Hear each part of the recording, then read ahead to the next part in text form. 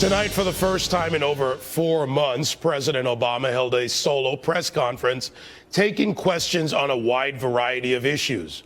Welcome to this special edition of Hannity. I'm David Webb, in tonight for Sean. Earlier, our commander-in-chief spent most of his time at the podium talking about how he plans to have more transparency in his administration when it comes to the NSA surveillance program. And while the Obama administration would like all news outlets to spend their valuable airtime focusing on his meager attempt to, quote, restore the public's trust, there was one key topic the president seemed to gloss over: the failing economy. And folks, let's be honest. At the end of the day, that is the most pressing issue facing Americans today. Joining me now with reaction radio talk show host, Fox News contributor Leslie Marshall, and Republican strategist Noel Nickpour. Ladies, good evening. Good evening. Good evening. So, Leslie, let me throw it to you, and let's look at the numbers of full-time jobs versus part-time jobs added in July, and what this really means to the American people when productivity, 1978 levels, tepid at best recovery. Why isn't the president speaking up on the economy? Where's the plan?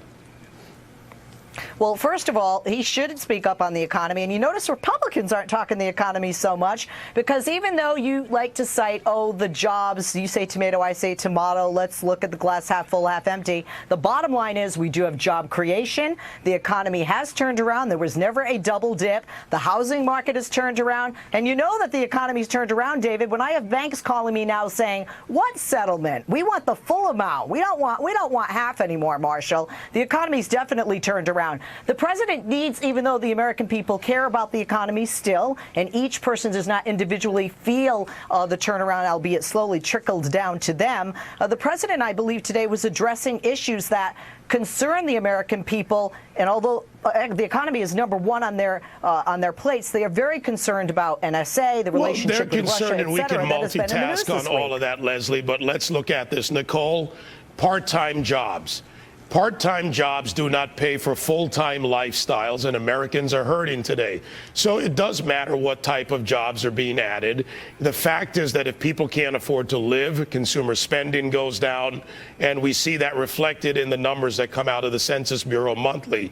So why is there, and I'll take Leslie's point, I want the Republicans to put their plans out too, but where are the president's pivot, pirouette on the economy? Typically when you pivot, it's because you have a plan. What we don't have is a plan from this administration, and I'll give the liberals, take this line away from them.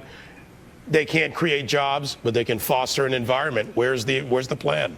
Well, I mean, you know, and I hate to do this, but Leslie, what are you talking about with creating new jobs? He has not created new jobs. How did those green jobs work out so well when Van Jones created one job, which was his own job?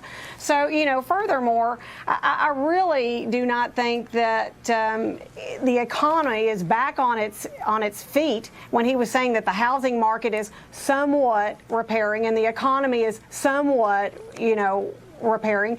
It's an excuse for a mediocre job that the president's done. And another thing that he pointed out was the fact that he said that not all laws or bills are going to solve 100% of the problems. Really? I mean, do you really want your president saying, hey, by the way, I'm just going to go ahead and give myself an easy pass because I'm going to use the American people as guinea pigs. I'm going to try Obamacare. I'm going to try every other thing I can just to see what works and what doesn't, just like Nancy Pelosi said that we're not going to know what's in health care until it passes. All right, so let me throw the housing market to Leslie. Hang on, Leslie. The average payer, the average 30-year mortgage in America right now, because of the change in the interest rates as we have quantitative easing forever, is paying $175 more per month. As middle-class incomes have dropped $5,000, give or take, depending on where you are in the country. So these are the realities people face, and we instead have a president that's pushing the old program that's been going on for, I don't know, 30 years, since the FHA, the Acorn sit-ins, the Clinton years, of home ownership for people who, frankly, may not be able to afford that home.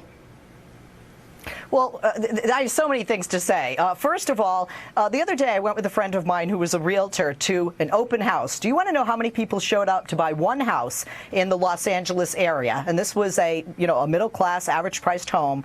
Over 500 people. So we obviously have, at least here in Southern California, more people trying to purchase homes than there are homes to purchase. Secondly, when you talk about the president, Nicole, it is not his job to create jobs, and I find it funny that from the right who always want less government, it's not the president's job to create jobs. The president, it is the private sector job to create jobs. They had plenty of opportunity with the Bush tax cuts and the breaks they got, and they didn't. And additionally, the Republicans were not elected to 40 times try to defund and repeal Obamacare. Even my Republican friends are like, we get the message, enough is enough. All right, let's let Nicole respond to that. Go ahead, Nicole. What jobs have been created by the Republicans? They cut the transportation bill. Leslie, let Nicole jump in here. Go ahead, Nicole. Leslie, it is the president's job to lead us, to help do programs that create jobs.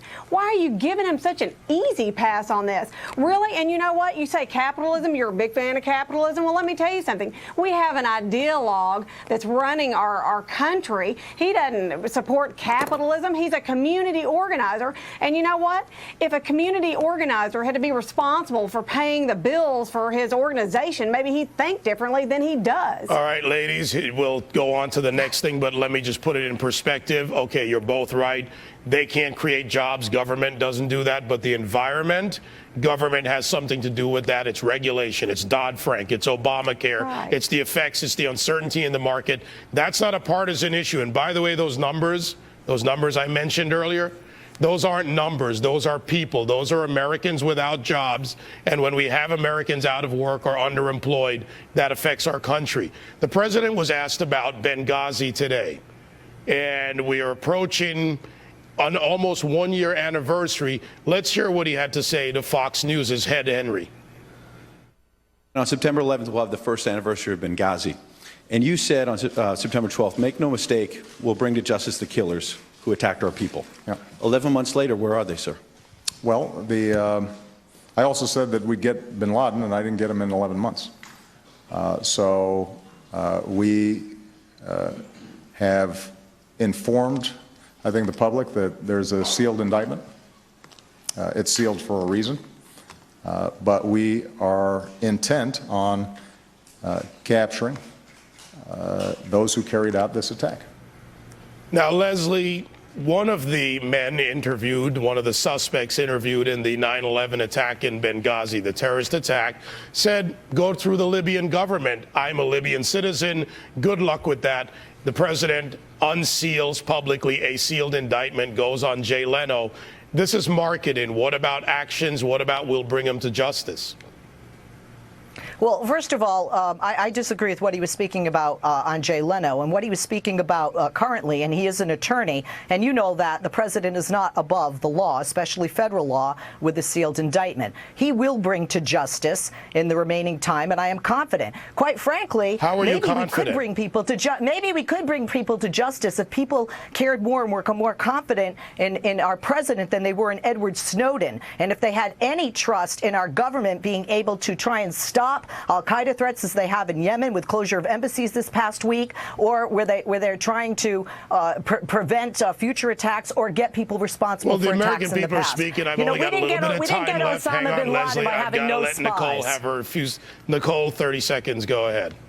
You know what? He goofed on Benghazi. The whole administration has been putting this under the rug. They don't know they're whatever from a hole in the ground, and I'm tired of seeing what this administration has done with Benghazi. It's insulting. Noel Nickpour, Leslie Marshall, and I got your name right there, Noel.